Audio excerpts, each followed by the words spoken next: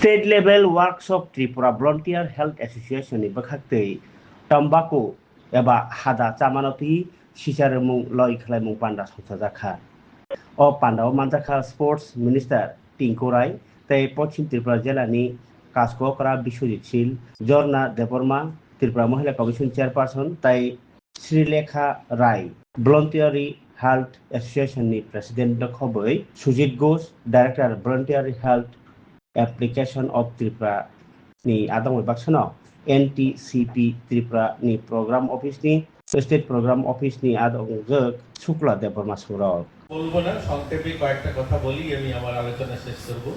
এই নেশামুক্ত স্লোগান এটা আজকের নয়, অনেক দিন ধরে চলে আসছে এই নেশামুক্ত স্লোগান, যে আমাদের নেশামুক্ত ভারত নির্মাণ করতে চাই, নেশামুক্ত ত্রিপুরা নির্মাণ করতে চাই। দেখুন, তখনই সম্ভব হবে যখন আমার আগে বক্তা বলেছেন, আমি অনেকগুলো বক্তব্য বলেছি যে আমি যখন নেশা ছেড়ে দেব, আমি যখন নেশা করব না, আমি যখন আমার পরিবারকে বলবো কেউ যেন নেশা না করে, তখনই আমরা নেশামুক্ত সমাজ নির্মাণ করতে পারবো। আমি নেশা করব, আমার পরিবার নেশা করবে, আমার আত্মীয় স্বজন আশপাশ নেশা করবে, আর আমি নেশামুক্ত স্লোগান দেব, তবে সেটা নেশামুক্ত সমাজ নির্মাণ করা খুব কঠিন চ্যালেঞ্জ। আমাদের প্রথমত আমাকে সিদ্ধান্ত নিতে হবে নেশা করব না। এখানে একটা সার্ভে ওনারা সবার কাছে কাগজটা দিয়েছে, দেখবেন এই যে গেটস গ্লোবাল অ্যাডাল্ট তাম্বাকু সার্ভে স্ট্যাটাস যেটা ত্রিপুরা দিয়েছে, এটাতে দেখুন 2016-17-তে আমি দিদিকে বলতে চাই, আমাদের মহিলা কমিশনের সভানেত্রী দিদি বলছেন যে অনেক পুরুষ লোক, আমি জাস্ট কন্ট্রোভার্সি না, জাস্ট আমরা যেহেতু এক ঘরের মধ্যে আমরা একটা সবারই সংকল্প, আমরা নেশামুক্ত সমাজ নির্মাণ করতে চাই, যে সমাজ কোন দিশাতে এগোচ্ছে। দেখুন এখানে বলা হয়েছে যে পুরুষদের মধ্যে 44.4% অর্থাৎ পুরুষরা নেশা করছে এবং 10.5% প্রাপ্তবয়স্ক মহিলারাও নেশা করছে। কিন্তু এই যে সিনথেটিক নেশা, যেটা দমপাই, যেটা অন্যভাবে ইলেকট্রনিক যেটা নেশা, সেটা তো দেখুন এখানে 40% পুরুষদের মধ্যে, মহিলাদের মধ্যে প্রায় 56%। মানে এই যে একটা আমাদের কি বলবো অপসংস্কৃতির দিকে ধাবতি হচ্ছে, শুধুমাত্র পুরুষ নয়, মহিলা, পুরুষ, যুব, মানে সকলকেই আজকে এই আসক্তির থেকে বার করা আমাদের একটা বড় চ্যালেঞ্জ আমাদের জন্য। আমি অনেক সময় অনেকগুলো প্রোগ্রামে, এই কয়েকদিন আগে প্রজাপতি ব্রহ্মকুমারী, যারা প্রজাপিতা ব্রহ্মকুমারী অর্গানাইজেশন, আমাদের ভারত সরকারের যে সোশ্যাল জাস্টিস মন্ত্রণালয়, তাদের সঙ্গে একটা ওনারা এমওইউ করেছেন যে 10 কোটি মানুষকে তারা শপথ করাবেন যে নেশা আমরা ছাড়বো, আমরা নেশা করবো না। দেখুন, আমি ওনাদের সঙ্গে যখন আমার দেখা হয়েছে, কথা হয়েছে, আমি ওনাদেরকে বলেছি যে আপনারা সেই জায়গাটাই করুন। ধরুন আগরতলাতে যারা এই হলে যারা আছেন, আপনারা সকলেই জানেন যে নেশা করলে আমার কি কি ক্ষতি হতে পারে। আমরা সকলেই জানি এখানে নেশা করলে কি কি ক্ষতি হতে পারে, কিন্তু ওই বটতলাতে যে স্লাম এরিয়াতে যে লোকগুলো বসবাস করে, বা সেখান থেকে যে রিক্সাটা টানায়, যে চালায়, যে বা ওই টমটমটা চালায়, সে অতটা আমাদের মতো সে বুঝে উঠতে পারে না নেশা করলে কি হবে। সে হয়তো শান্তির জন্য, সে হয়তো তার একটা মানসিক শান্তি বা পরিশ্রম থেকে, যে কঠোর পরিশ্রম করছে সেটার থেকে রেহাত পেতে সে হয়তো নেশা করে।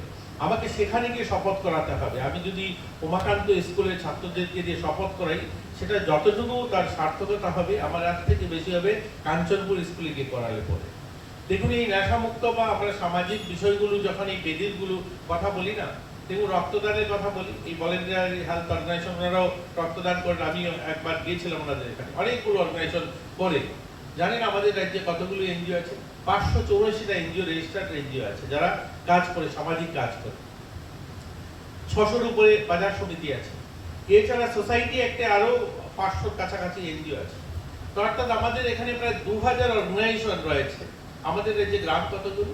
আমাদের রাজ্যে 580টা গ্রাম, আর বিসি মিলে সব মিলে আমরা 1150। বিসি মিলে সারা গোটা রাজ্যে 1150, আর যেখানে প্রায় 2500-এর উপরে অর্গানাইজেশন কাজ করে। ভাবুন, যদি অর্গানাইজেশন গুলো মন থেকে কাজ করে, হৃদয় থেকে কাজ করে, এই রক্ত শূন্যতা আসবে? যারা ওই অর্গানাইজেশনের সদস্যরা আছেন, সকলে মিলে যদি 1 বোতল করে রক্ত দেয়, তাহলেই আর রক্তের প্রয়োজন হবে। আমাদের মাত্র রাজ্যে 40,000 ইউনিট রক্ত চাই। কারণ ওই রক্ত দেওয়াটা বা ওই অর্গানাইজেশনটা করাটাই থাকে, এরপরে যে সামাজিক কাজ বা মন থেকে কাজ করে সেটা করে মানে করেন না বা করতে চান না, কিন্তু অর্গানাইজেশন তৈরি করে। আজকে দেখুন আমাদের এখানে এই যে নেশামুক্ত নিয়ে কতগুলো প্রোগ্রাম, কতগুলো অর্গানাইজেশন কাজ করছে, কিন্তু সেভাবে আমরা কেন তার সার্থকতা বা সেইভাবে মানে তার যে লাভ বা সেটা আমরা সেভাবে পৌঁছাতে কেন পারছি না। ম্যাক্সিমাম অর্গানাইজেশনগুলো শহরকেন্দ্রিক কাজ করে, আমাদেরকে গ্রামীণ এলাকাতে একদম মফস্বলে যেখানে এটার বেশি প্রয়োজন সেখানে আমাদেরকে যেতে হবে, এগুলো আমাদের ভাবতে হবে। দেখুন এই চাইল্ড ম্যারেজ নিয়ে আমার দিদি মহিলা কমিশন আছেন, ওনারা যথেষ্ট কাজ করছেন। আমাদের চাইল্ড কমিশন আছে, সিডব্লিউসি আছে, ওনারা কাজ করছেন যে চাইল্ড ম্যারেজ কমাতে হবে। চাইল্ড ম্যারেজ আমরা দেখি যেখানে চাইল্ড ম্যারেজ হয় বা চাইল্ড ম্যারেজ যেখানে আমরা আটকাতে যাই, অধিক ক্ষেত্রে সেখানে নিজেদের মানুষ ইনভলভ থাকেন, পরিবারের লোক ইনভলভ থাকেন। পরিবারের লোকের সেই সাহায্য নিয়েই এই খুব কম ঘটনা আছে যেখানে হয়তো মা বাবা জানেন না, অধিক সংখ্যক জায়গাতে মা বাবা জানেন, তাদের প্রশ্রয় সেটা হয়। এর জন্য চাইল্ড ম্যারেজ কখন বন্ধ হবে? যখন ওই সবাই আমি যখন সংকল্প নেব যে আমার পরিবারে, আমার আত্মীয় স্বজনে, আমার আশপাশে, আমার কাজের মহিলা কারো বাড়িতে চাইল্ড ম্যারেজ হবে না, দেখবে চাইল্ড ম্যারেজ বন্ধ হবে। চাইল্ড ম্যারেজ এর জন্য বন্ধ করাটা আমাদের জন্য কঠিন চ্যালেঞ্জ, কারণ এই সমস্ত অর্গানাইজেশনের সঙ্গে যারা যুক্ত আছেন তারাও সেখানে কোনো না কোনো ভাবে যুক্ত থাকেন ওই চাইল্ড ম্যারেজের সঙ্গে। এর জন্য এইগুলো থেকে আমাদের বেরিয়ে আসতে হবে। এই জায়গাটা যদি আমরা সুনিশ্চিত করতে না পারি তাহলে এই চাইল্ড ম্যারেজ আটকানো আমাদের জন্য মুশকিল হবে। আজকে দেখুন এই যে বৃক্ষরোপণ, পরিবেশ বাঁচাও, এবং আমাদের 5 জুন বিশ্ব পরিবেশ দিবস, আমরা গাছ লাগানোর কথা বলি, এটা আজকে শুরু হয়েছে, গাছ শুরু হয়েছে না। 1973 রাষ্ট্রসংঘে সিদ্ধান্ত হয়েছে যে 5 জুন বিশ্ব পরিবেশ দিবস, গাছ লাগাবে গোটা বিশ্ববাসী। সেই মোতাবেক আজকে সেই 50 বছরেরও বেশি সময়, প্রায় 55 বছর হতে চললো, এই সময় সবাই গাছ লাগাচ্ছি আমরা। আমি মন্ত্রী হিসাবে প্রত্যেক বছর আমিও অসংখ্য অগণিত গাছ লাগাই, যেখানে প্রোগ্রামে যাই, এই জুন মাসে, জুলাই মাসে যেখানে প্রোগ্রামে যাব, স্যার একটা গাছ লাগিয়ে যাবে। এই বৃক্ষরোপণ অনুষ্ঠান 5 জুন তো ধুমধাম করে হয়। আমার যে দপ্তরটা সোশ্যাল ওয়েলফেয়ার দপ্তর, এই দপ্তরে অঙ্গনওয়াড়ি 10,400 অঙ্গনওয়াড়ি আছে। এই 10,400 অঙ্গনওয়াড়িরও ক্যালেন্ডার কার্যক্রমের মধ্যে একটা কার্যক্রম, 15টা কার্যক্রম আছে বছরে, তার মধ্যে একটা কার্যক্রম হচ্ছে গাছ লাগানো। একটা অঙ্গনওয়াড়ির জায়গা কতটুকু? 500 স্কয়ার ফিট জমিতে একটা অঙ্গনওয়াড়ি সেন্টার। এখন 50 বছর যদি একটা করে গাছ লাগায়, সেখানে বাচ্চা মানে যাওয়ার, অঙ্গনওয়াড়ি করার জায়গা থাকবে না। আজকে ভাবুন উমাকান্ত, তুলসীবতী বা এমবিবি কলেজ, গোটা রাজ্যের কথা, এটা জাস্ট একটা উদাহরণস্বরূপ বলছি। আজকে উমাকান্তের মাঠে প্রত্যেক বছর 10টা গাছ লাগিয়ে যদি থাকেন শিক্ষক মশাইরা, মন্ত্রীরা, বিভিন্ন আমলারা, তাহলে কত গাছ হওয়ার কথা ছিল? 500-700 গাছ। সেখানে বিল্ডিং, সাইকেল, কিছুটা বিল্ডিং করবেন তো দূরের কথা, সাইকেল রাখারও জায়গা থাকবে না উমাকান্তের মাঠে। কোথায় গাছ আছে? কি গাছ নেই। কারণ গাছ নেই কেন?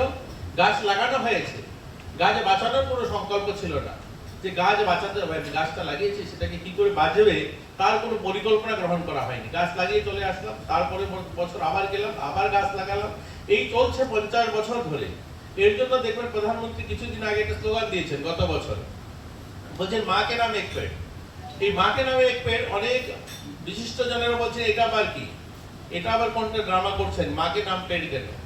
প্রধানমন্ত্রী বলছেন মায়ের নামে, মাকে যতটুকু আমরা ভালোবাসি, শ্রদ্ধা করি, এই ভাবনাটাই যদি গাছটা লাগানোর পরে বাঁচানোর চিন্তা করি যে আমার মায়ের নামে গাছটা লাগিয়েছি, কমসে কম এই গাছটা বাঁচুক, তাহলে ওই যে আমাদের বৃক্ষরোপণ তার সংকল্পটা সার্থক হবে। এর জন্য এই নেশামুক্ত ক্যাম্পেনিংটাও আমাদের সেই ভাবনাতে ভাবতে হবে, মন থেকে, হৃদয় থেকে, একদম আমরা যারা কাজ করছি, যতটুকু করছি সেটা যেন সার্থক রূপ পায়। যেখানে গেলে দুটা লোককে আমি নেশামুক্ত করতে পারবো, তাকে মানে অর্থাৎ তামাক ফ্রি করতে পারবো, সেই জায়গাটা যেন আমরা কাজটা করি। শুধুমাত্র অনুষ্ঠান বা ফ্ল্যাক্সে, ব্যানারে, পত্রিকাতে কোথায় আসবো, প্রচারে আসবো কিনা, সেগুলো ভাবনা ছেড়ে দিয়ে আমাকে মন থেকে, হৃদয় থেকে, যাহা আমি 5টা লোককে নেশামুক্ত করব, এটাই আমার সংকল্প। দেখবেন অটোমেটিকলি আমরা আমাদের রাজ্যকে নেশামুক্ত করতে পারবো। আমাদের রাজ্যে দেখুন ওনারা হোম চালান, দিদিরা হোম চালান, অনেকগুলো হোম ওনাদের আছে। আমি যাই অবাক হই, এই যে বরজলাতে হোমটা আছে না, এখানে বৃদ্ধাশ্রম রয়েছে। এখানে বৃদ্ধাশ্রম আমি একবার গেলাম, তো আমি ওখানে মহিলা যারা আছেন ওনাকে জন্য কিছু কাপড় নিয়ে গেছিলাম। ওরা বললেন বাবারে আমার কাপড়ের দরকার নেই, রাখার জায়গায় নেই টাঙ্কে। একটা বৃদ্ধাশ্রমের মহিলা আমাকে বলছেন যে আমার টাঙ্কে রাখার জায়গা নেই, এত কাপড় আছে। অথচ আমি এই যদি এরকম বৃদ্ধা খুঁজতে যাই, আজকে পেয়ারিছড়া বাগানে যদি যাই, বা আমি মনুভেলি বাগানে যাই, মুক্তিছড়া বাগানে যাই, বা সরলা বাগানে যাই, সেখানে দেখুন এরকম অসংখ্য মা দুর্গাপুজোতে একটা শাড়ি নেই, মানে কি করে পুজোতে যাবেন সেটাই, মানে একটা শাড়িকে হয়তো একদিক মানে ধুয়ে পরে আবার আরেকটা দিক যদি শুকনো রেখেছেন, এইভাবেও আসেন অনেকে। যেই শাড়িটা শুকুলে পরে, হয়তো গামছা পরে বসে আছেন, শাড়িটা শুকুলে পরে তারপরে তিনি পুজোতে যাবেন, এরকম অসংখ্য মহিলারা আজও আছে আমাদের রাজ্যে। কিন্তু আমরা যারা সামাজিক কাজ করি বা আমাদের যারা যারা আমরা এই ধরনের সমাজ সেবার নাম করে আমরা দিতে যাই, আমরা কোথায় যাই? সকলেই পর্যটন। কেন যাই?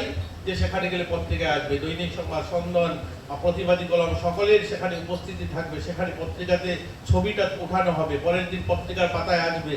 আমি যদি সেই মনোভেলি বাগানে চলে যাই, মূর্তিচড়াতে চলে যাই, বা আমরা রাংরুং বাগানে চলে যাই, তাহলে তো পত্রিকার পাতায় উঠবে না আমার খবরটা। আমি যে দিলাম সেখানে এতগুলো শাড়ি, সেখানে আমার নাম তো আসবে না। এর জন্য সকলেরই আগ্রহ থাকে এখানে যেতে হবে, বড়জলাতে। তাহলে এই সমাজ সেবা করার কোনো মূল্য নেই। সমাজ সেবা করলে মন থেকে, হৃদয় থেকে করতে হবে, যে আমি দুটো মানুষের উপকারে আসলাম। কালকে একটা প্রোগ্রামে বলেছি যে মহাভারত দেখেছেন, মহাভারতে পিতামহ ভীষ্ম যখন শুয়েছিলেন তখন কর্ণ গিয়ে দাঁড়িয়ে বলছিলেন, পিতামহ আমাকে একটা আশীর্বাদ করুন, আমি যখন এই পৃথিবীতে থাকবো না আমাকে যেন মানুষ স্মরণ করে। তিনি বলছেন, আশীর্বাদ তোমাকে ধনবান করতে পারে, বলবান করতে পারে, তোমাকে শক্তিশালী করে দেওয়া যেতে পারে, কিন্তু তুমি যখন পৃথিবীতে থাকবে না তোমাকে তখনই মানুষ স্মরণ করবে তোমার কর্ম এবং তোমার সামর্থ্য।